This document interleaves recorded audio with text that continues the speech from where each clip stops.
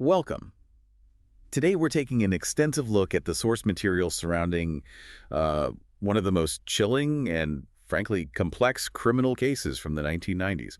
We're talking about the horrific trajectory of Debora Green. Yes, she was a respected American physician, and her life story just, well, it goes completely off the rails, leading to her eventual conviction for murder and aggravated arson in Prairie Village, Kansas. And the amount of material we have to work through here is pretty substantial. It is. We have a comprehensive stack of documentation here. It tracks everything from Green's biography, the agonizing timeline of the crimes, which include systematic poisoning and a fatal house fire. And then there's the forensic side. Exactly. The meticulous forensic investigation that uncovered the use of ricin, the whole legal process, and then, of course, the various psychological evaluations that tried to make sense of it all.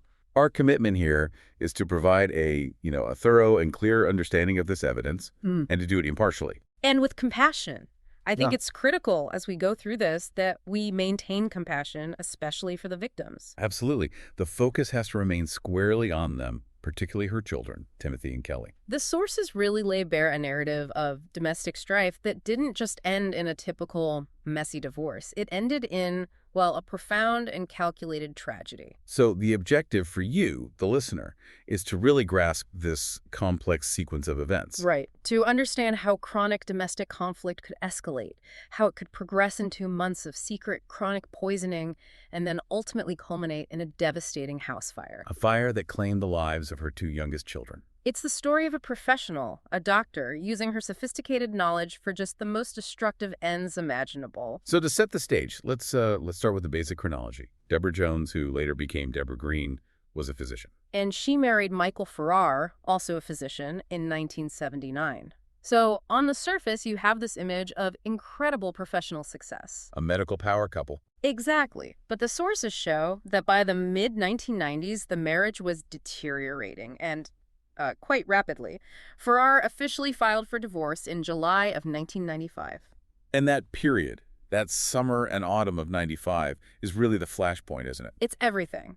That time frame from July to October 1995, it directly correlates with Michael Farrar's severe, mysterious health crisis, an illness that, his own colleagues, other doctors, just couldn't explain. And that sequence tragically concluded with the house fire on October 24th, 1995. A fire that killed 13-year-old Timothy and 6-year-old Kelly. Before all the tragedy, Debora Green's life appeared to be, well, a model of success. And I think that contrast is absolutely critical to understanding the eventual breakdown. It is. Let's start at the beginning. She was born in Havana, Illinois in 1951, and the sources, they consistently emphasize her remarkable intellectual promise. It seems like she was truly exceptional, even from a very young age. Oh, absolutely. Reportedly, she taught herself to read and write before she was even 3 years old. Yeah. And she just consistently demonstrated this high academic achievement throughout her childhood. She became a National Merit Scholar. She graduated as co-valedictorian of her high school class. So the people who knew her then, they must have had enormous expectations for her. They did. The material describes her as someone destined for great success. No one could have predicted this outcome. So we have this foundation of, just powerful intelligence. She enters the University of Illinois in 1969. And at first, she's majoring in chemistry. The plan was chemical engineering. Right, but she later shifted her focus. After graduating in 1972, she decides to pursue medicine. And the sources say this was partly motivated by a belief that the engineering market was becoming saturated at the time. A very practical decision. Very. She graduated from the University of Kansas School of Medicine in 1975, and her initial specialty was in emergency medicine. And before Michael Farrar, there was another marriage. Yes, a first marriage to an engineer, Debora Green, which lasted from 1974 to 1978. That divorce was, by all accounts, amicable. Yes, they cited basic incompatibility, a lack of common interests. It seems that partnership ended without any of the explosive conflict that would, later come to define her life. So then she meets Michael Farrar. This was during her separation from Debora. They married in May of 1979. And the sources note that Farrar was initially captivated by her intellect, her energy, but he also became aware of a deeply problematic aspect of her personality almost immediately. Which was what? An alarming habit of losing her temper explosively over what he perceived as minor slights. Green, on her end, apparently saw Farrar as this much-needed, stable, dependable anchor in her life. And they were both very ambitious. Extremely. They moved to Ohio for Farrar's internal medicine residency. Green, who was dissatisfied with emergency medicine, she eventually pursued a second residency herself, specializing in hematology and oncology. So for a time, they really were that medical power couple building these highly specialized careers. They were, and the family grew. Timothy was born in 1982, then Kate in 1984, and finally Kelly in 1988. But this period of, professional success on the outside seems to coincide with a pretty severe personal downturn for Green. It does. She began to face these chronic health issues. The sources mention painful cerebellar migraines, persistent insomnia, and an infected wrist that required surgery. And this is where things start to unravel. This is where the professional mask really started to slip. The sources indicate that she began self-medicating, and heavily, with sedatives and narcotics to manage the pain and the stress. And Farrar, as a physician himself, he must have noticed. He did. He was aware of her medical background, of course, but he was also concerned by her demeanor. He described her having slurred speech, shaky handwriting, a generally sluggish disposition. So he confronted her? Multiple times. Mm-hmm. He suspected drug intoxication, and the sources say that each time he confronted her, she would promise to stop, but the pattern would just inevitably resume. And what was happening with her career at this point? Well, around 1992, after her third maternity leave for Kelly, her private practice in hematology and oncology just sort of faltered. So she stopped practicing. She effectively gave up full-time clinical practice. She moved into part-time work from home, doing medical peer reviews and some Medicaid processing. The professional veneer was definitely thinning. What did her colleagues think? Colleagues from that time recalled her as being distant and cold toward her patients and obsessively focused on Farrar. The sources paint a pretty stark picture of the marriage itself. Oh, it's a marriage defined by chronic conflict, not intimacy. Farrar later admitted that neither of them had ever truly expressed love to the other, not even early in the relationship. And when she was faced with stress or conflict? A profound lack of adult emotional regulation. Her rages weren't just verbal. She would harm herself, or she would deliberately break objects, whether they were in public or in private. It didn't matter. And Farrar's way of coping with this was, what? Avoidance. Avoidance, which only made the problem worse. He worked increasingly long hours, staying away from home, partly because of the chaos and partly because of his perceived failure to, measure up to Green's domestic standards. And this is where the marital conflict spills over onto the children, which is just devastating. It's disastrous. The sources allege that Green began using the children as sort of small confidants and weapons against Farrar. She would detail his flaws and his shortcomings to them. So she's actively undermining his authority as a father. Completely. And the children, especially Timothy, who was entering adolescence, they began to internalize Green's resentment. And this led to conflict between father and son. It led to Timothy actively resenting and disobeying his father, and it got bad. The sources describe serious physical altercations between 13-year-old Timothy and his own father. Just that detail alone speaks volumes about the level of pathological dysfunction those children were forced to navigate. It's just devastating to think of them caught in the middle of all that. The emotional landscape of that house must have been completely toxic. So this slow collapse, it really accelerates into a full-blown crisis in early 1994. That's right. In January, Farrar asks Green for a divorce for the first time. And her reaction? Explosive. Shouting, throwing things. The sources say she was surprised, even though she apparently believed Farrar was having affairs. They separated for a bit, but then they tried to reconcile. They did. They even agreed to buy this massive 6-bedroom home in Prairie Village, Kansas. The hope was that a larger, more structured environment might solve their emotional and organizational issues. But the problems were, of course, deeper than just needing more space. Much deeper. Farrar backed out of that initial home purchase because he was getting more and more concerned about their debt and, the ongoing marital instability. And then something else happens. Right after that deal collapsed, their current home in Missouri caught fire. A fire. Yes, though the source material is clear that insurance investigators determined this first fire was caused by an electrical short in a power cord, it was ruled accidental. So they moved into an apartment, and then they actually went back to the Prairie Village house idea. They did. They renegotiated the purchase, still hoping that a fresh start would help. But the sources confirmed that any improvements were very short-lived. Back to the old habits. Exactly. By the end of 1994, they had reverted to their detrimental patterns. And Farrar, at this point, is completely desperate. He resolves to wait until after a trip to Peru in June of 1995 to bring up divorce again. And that trip to Peru is significant. It's very significant because it was during that trip that Farrar met Margaret Hacker. She was a registered nurse whose children attended the same private school as his own. And they were both in unhappy marriages. They were. They began an affair almost immediately after they got back from Peru, which really set the stage for the final confrontation. So in late July 1995, Farrar delivers the ultimatum again. He formally asks Green for a divorce. And this time, her reaction isn't just physical, it's performative. She breaks down hysterically. She immediately informs the children that their father is leaving them. And one source notes a particularly strange detail about her distress. It's very telling. Her particular distress was that a broken home might disqualify the children from specific society social events. It really underscores this preoccupation she had with external appearance and status. And here is where the narrative takes its absolute darkest turn. This is it. The terrifying progression of Farrar's mysterious illness began almost immediately after he asked for the divorce. He started suffering from this violent, debilitating sickness. Extreme nausea, persistent vomiting, severe diarrhea. At first, he just dismissed it. He attributed it to traveler's diarrhea from the Peru trip. But this was not some minor stomach bug. Not at all. It became life-threatening. He relapsed violently and was rushed to the hospital on August 18th with severe dehydration and a high fever. And it got worse in the hospital. The infection led to sepsis. It was a massive, life-threatening infection caused by Streptococcus viridans bacteria leaking through his critically damaged digestive tissue and entering his bloodstream. And the doctors were baffled. Utterly baffled, they could not locate the root cause of the initial gastrointestinal destruction.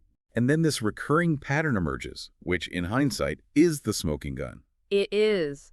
Despite recovering and being discharged on August 25th, Farrar relapsed that very night. After eating what? After eating food that Debora Green had prepared for him. He suffered vomiting and diarrhea so severe he required immediate rehospitalization. And then, a third bout struck him just days after his second release. The medical community must have been completely confused. They were. His symptoms didn't neatly align with common tropical diseases like typhoid fever or sprue, or even known digestive disorders. They suspected some kind of infectious agent from his travel, but they couldn't confirm it because the symptoms kept coming back when he was at home. And Farrar himself starts to notice this bizarre connection. He does. He falls ill almost instantly after coming home from the sterile environment of the hospital and eating meals prepared by Green. Yet, he initially attributed it to stress or anxiety. It's an unthinkable thing to suspect of your spouse. It is. It wasn't until his girlfriend, Margaret Hacker, who was a nurse herself, suggested the unthinkable. Poisoning. And Farrar reportedly, he just scoffed at the idea at first. And while Farrar's body is fighting this off, Green's mental state is spiraling. Completely out of control, she was drinking heavily, often until she passed out, and she began talking openly about suicide. In late September, Farrar's suspicion finally leads him to take action. He does. Concerned for his safety and for his children's safety, he searches her purse. And what he found was the critical turning point. He found seed packets, clearly labeled castor beans, a suspicious anonymous letter urging him not to divorce Green, and several empty potassium chloride vials. Castor beans. As a physician, he would have known exactly what that meant. Instantly. The discovery of the castor beans was profound. Farrar recognized that castor beans are the natural source of ricin, one of the most lethal biological toxins known to man. And how does ricin work? It works by inhibiting protein synthesis within the body's cells. This leads to cell death and ultimately massive organ failure. It is incredibly potent. And the symptoms? The symptoms, severe GI distress, vomiting, diarrhea, they perfectly mirrored the inexplicable illness Farrar had been suffering for months. So the next day, he confronts her. He does. He confronts her about the seeds. Her initial explanation was bizarre. She claimed she was going to plant them. And then she changed her story. Immediately. She then stated she intended to use them to commit suicide, a claim that was contradicted by the massive quantities she had purchased. Given her state, Farrar takes the next step. Yes, given her extreme erratic behavior and obvious intoxication, he contacted the police to have her placed in psychiatric care. When the officers arrived, they found her behavior to be bizarre. And she denied being suicidal at first. She did during the initial interviews, But the sources note this dramatic shift once Farrar appeared at the hospital. What happened? She spat at him, she hurled obscenities, and then she made this chilling declaration. She said, "You're going to get these kids over our dead bodies." That quote. Given what happened just a month later, it's just impossible to overlook. It's horrifying. She was committed voluntarily, and she received a diagnosis of major bipolar depression with suicidal impulses. And after 4 days, she was released. Yes, after 4 days at the Menninger Clinic, prescribed a cocktail of heavy medications, including Prozac, she was released. And Farrar, at this point, he's convinced. He is now fully convinced he had been systematically poisoned. He moved out of the house the moment she returned. And this brings us to that terrifying climax she had foreshadowed. The night of the fire, October 24, 1995.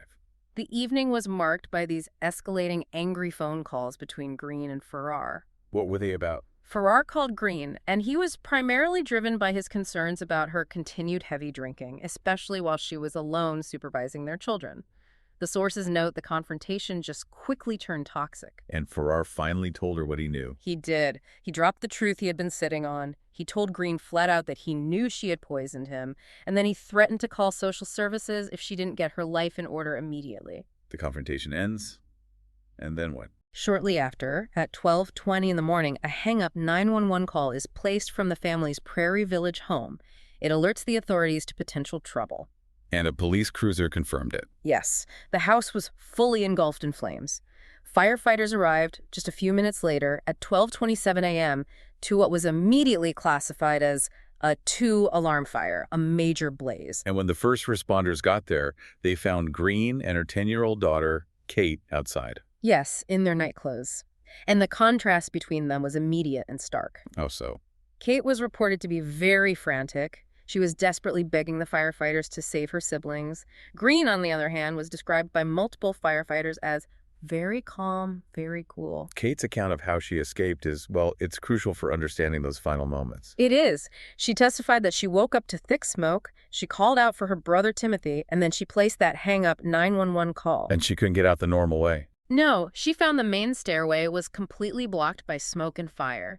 So she escaped through her second-floor bedroom window, got onto the garage roof, and then jumped safely to the ground. Just an incredible act of survival for a 10-year-old. Now, you compare that resourceful, panicked reaction to Green's story. It's a night and day difference. Green told the police she was awakened by the alarm, she checked the panel, and then she exited through a deck that was connected to her first-floor bedroom. So she was safe outside. She was safely outside. And while she was standing there, she claimed she heard Timothy, her 13-year-old son, on the home's intercom system. He was asking what he should do. And this is the most chilling statement in the entire source material. It is. Green told the police that she instructed her trapped 13-year-old son to stay in the house and wait for rescue. It just flies in the face of every single parental instinct imaginable. Everyone. Telling your child to stay inside a raging fire. Given the intensity and knowing the main exit was blocked, that instruction is almost certainly what sealed his fate. The investigators certainly noted it as a massive red flag. The house was nearly a total loss. And the children. Timothy and Kelly were found the next morning after the fire had cooled enough for entry. Kelly died in her bed from smoke inhalation. Timothy's body was recovered near the ground floor kitchen, but investigators believe he likely died upstairs near his bedroom and then fell through the burned-out floor structure. And Green's emotional response immediately after the fire was just as disturbing. The detectives who interviewed her noted she was talkative, even cheerful. She showed no outward signs of having cried at all. And when she was finally told that the deaths were confirmed. This was hours later, at 5:30 in the morning. Her reaction wasn't grief, it was explosive anger, and it was directed at the police. She attacked them verbally. She did, calling them pathetic and demanding to be the one to tell Farrar that the babies are dead. A request they denied. Understandably, yes. The sources note that when she was finally released from questioning, her divorce lawyer found her profoundly distraught, but in a very strange way. She was repeatedly asking if her children were dead and then chanting rhythmically about their deaths. It suggests a complete dissociation or, a mental break. The combination of the suspicious deaths and Farrar's poisoning claims immediately triggered a very rigorous forensic investigation. Yes, led by the Eastern Kansas Multi-Agency Task Force. Their absolute first priority was to definitively determine the origin and cause of that fire. And they quickly ruled out accidental causes. Very quickly, they focused instead on the physical evidence of arson, and they found it. They discovered expensive pour patterns of a flammable liquid throughout the ground floor and significantly on the second floor as well. So these patterns, they didn't suggest a single accidental ignition point. Not at all. They showed deliberate spreading of an accelerant.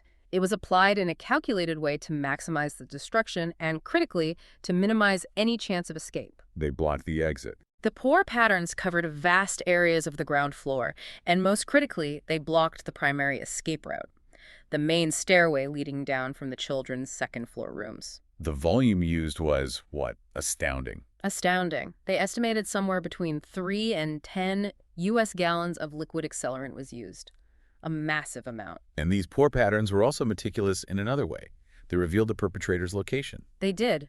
The trail of accelerant abruptly stopped right at the door of the master bedroom. Which means? Investigators determined that the master bedroom door had to have been open while the fire was being set or while it was burning. Which directly contradicted Green's testimony. Completely. She had claimed she only opened her door briefly to see the smoke before she escaped out the back. This suggested she was setting the fires from within or, immediately outside, her own room. And they found physical evidence on her, too. Crucial physical evidence. Investigators collected hair samples from both Green and Farrar. Farrar's samples were clean, no singeing. Green's hair, however, showed significant singeing. Meaning she had been very close to the flames. Exactly.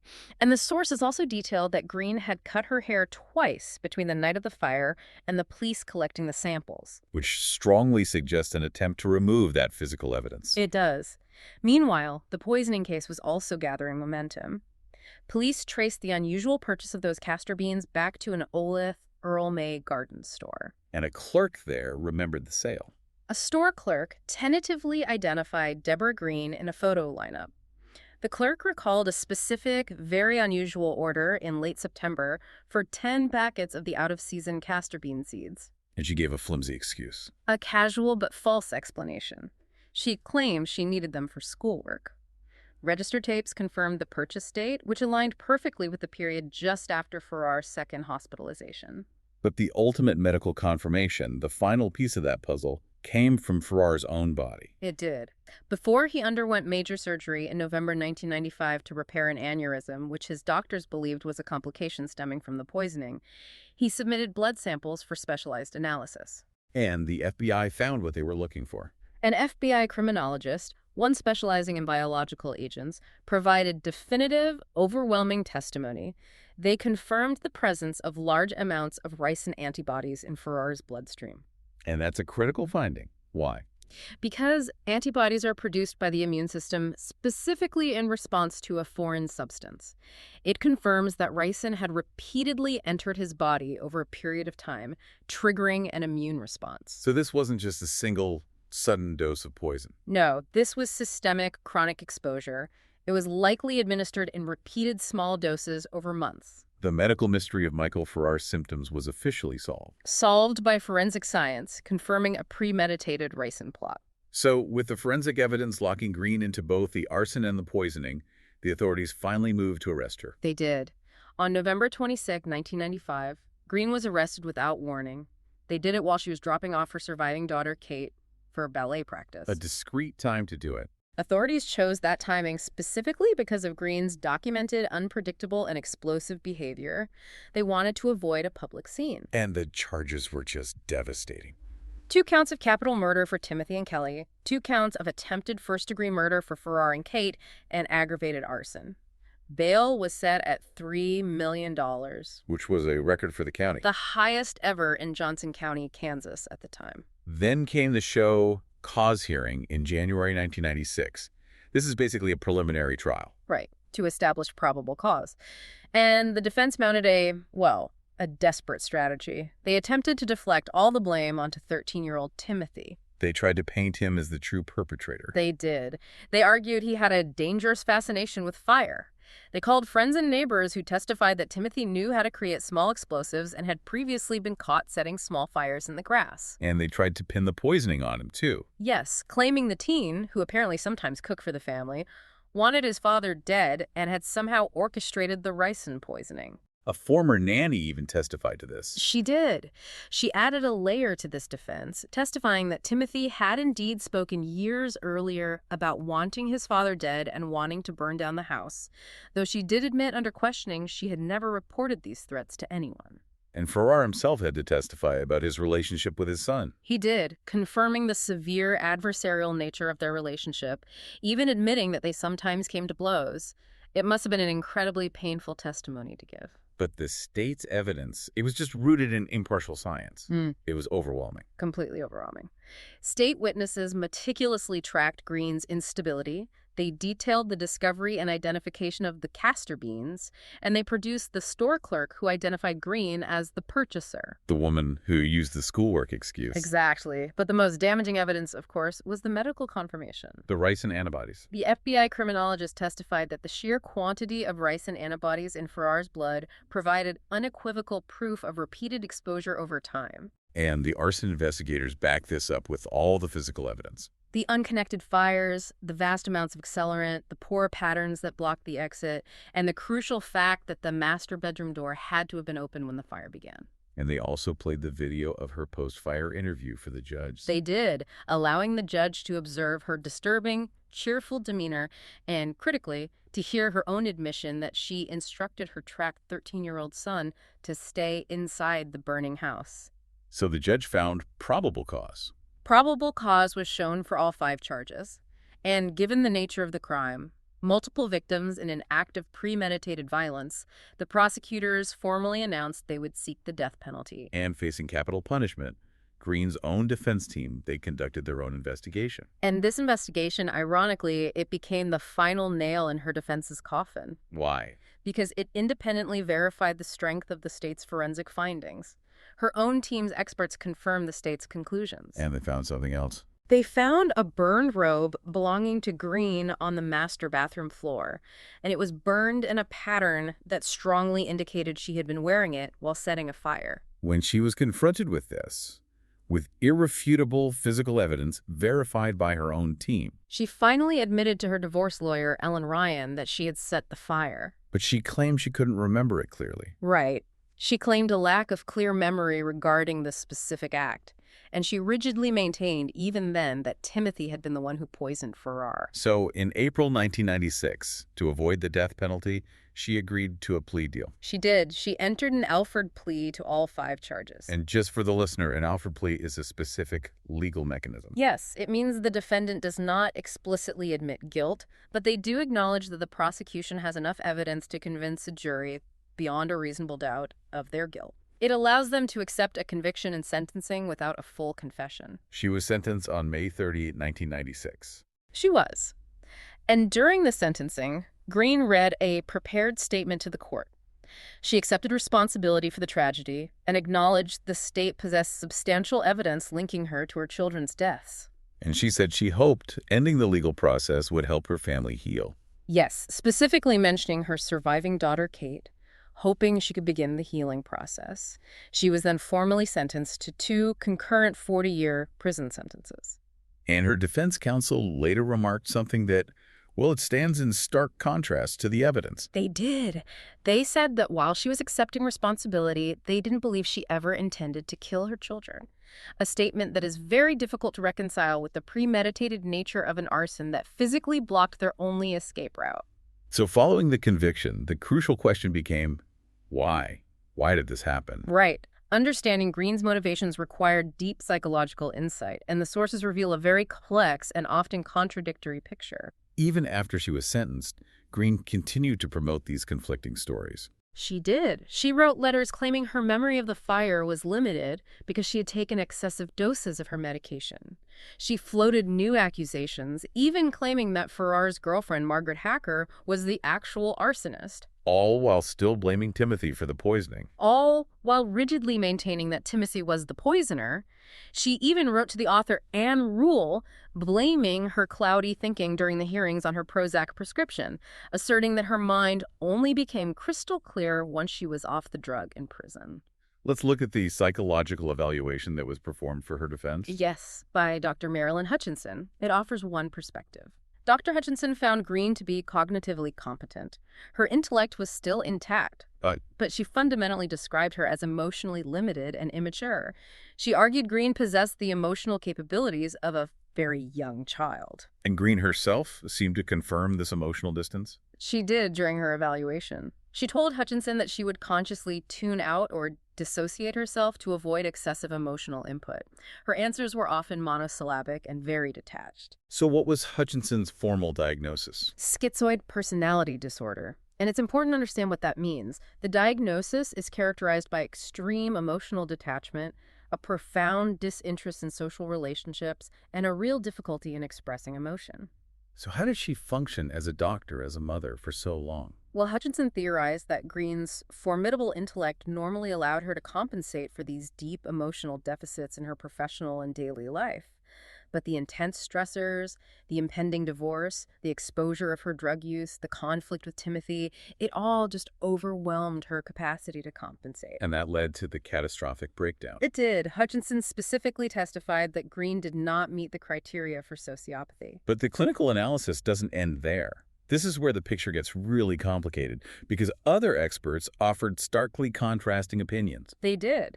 Psychiatrist Michael H. Stone, using secondary sources, suggested a combination of traits. He pointed to psychopathy, borderline personality disorder, and narcissistic personality disorder. Let's break those down. Narcissistic personality disorder. It's characterized by an excessive need for admiration, a huge sense of entitlement, and a profound lack of empathy. People with NPD often react to criticism or failure with intense rage. And borderline personality disorder. That, by contrast, involves extreme instability in mood, behavior, and relationships. It often manifests in explosive, chaotic emotion. So this raises a really important question. If Hutchinson diagnoses schizoid PD, which is emotional flatness and detachment, how do we reconcile that with the documented, explosive, rage-filled, chaotic behavior that Stone notes in borderline or narcissistic traits? That paradox is exactly what makes Debora Green such a challenging case study. You have two completely opposite presentations. You do. And criminology authors have pointed out the fundamental difficulty in diagnosing her because her actions were so contradictory. You have highly impulsive, chaotic acts, the explosive rages, the final act of arson and child murder, right alongside months of cold, meticulous, highly premeditated acts. The ricin plot. Exactly, the ricin poisoning plot against Farrar. That combination of high planning on one hand and high impulsivity on the other doesn't fit neatly into any single diagnosis. So what's a potential theory to bridge that gap? Well, one could speculate that the emotional flatness of a schizoid personality allowed her to detach from the consequences of her actions, while a narcissistic core drove the motivation. The systematic violence was an attempt to preserve her fragile ego after Farrar rejected her, preventing him from moving on with another woman. And that theory was strongly supported by true crime author Ann Rule. It was. She corresponded with Green directly, and Rule concluded that the core driver was hatred for Farrar and this desperate need to retain control. Destroying the entire family unit was the ultimate, albeit tragic, way to ensure that he could not simply take the children and leave her behind. It preserved her twisted sense of self. Finally, we should note the clinical specificity of the poisoning itself. Yes, the sources include the Green case in a 2002 working paper on bioterrorism. Not because she was a terrorist. Not at all. But because the crime involved the illicit, calculated, and technical deployment of a biological toxin ricin derived from castor beans in a domestic setting, it underscores that this aspect of her crime wasn't an emotional outburst. It was a scientifically premeditated attempt to kill. Reviewing the entirety of this material, you're just left with these truly astonishing details. This was a highly intelligent, academically brilliant physician who deliberately sourced a lethal toxin from easily available materials. And she demonstrated calculation and technical expertise in doing so. Then she used a staggering amount of liquid accelerant, up to 10 gallons, to systematically burn down her own family home, ultimately killing her two youngest children in the process. It's just a jarring study in extremes. The material shows this profound disconnect between her professional competence and the extreme emotional and psychological deficits that were identified by multiple experts. Whether you categorize it as schizoid, narcissistic, or borderline. It doesn't really matter. The case tragically illustrates how fundamental personal stressors, when they're encountered by someone with these deeply entrenched coping limitations, can completely overwhelm even a high intellectual capacity and all moral constraints. And it leads to months of systematic violence in a domestic setting. We have to remember the true victims here, Timothy and Kelly. Their lives were ended in a horrific manner, fueled by an adult's extreme inability to cope with the reality of a divorce. And we also have to pause and acknowledge the enduring suffering of her surviving daughter, Kate. She was forced to escape those flames, and she now has to carry the devastating knowledge of her mother's actions for the rest of her life. Absolutely. The enduring message, I think, from the source material is the necessity and the power of forensic science. We explored how the physical evidence just became the undeniable narrative. It overrode Green's shifting stories and her claims of amnesia. Investigators pieced together the hidden story of intent through all those tiny details. The singed hair, the precise pore patterns stopping at her bedroom door, the clerk's identification confirming the castor bean purchase. And, of course, the medical confirmation of rice and antibodies in Farrar's blood. That impartial data, all derived from critical forensic science, allowed them to piece together a narrative of intent that spanned months, and it led to a guilty finding even without a full confession. It really raises a compelling consideration for you, the listener. When a crime is so meticulously covered up, and the perpetrator actively denies all knowledge of it, what does the success of this investigation reveal about the necessity of utilizing every single facet of forensic science to uncover the calculated truth that can hide behind domestic crimes? Thank you for joining us for this in-depth exploration of the sources. Thanks for listening.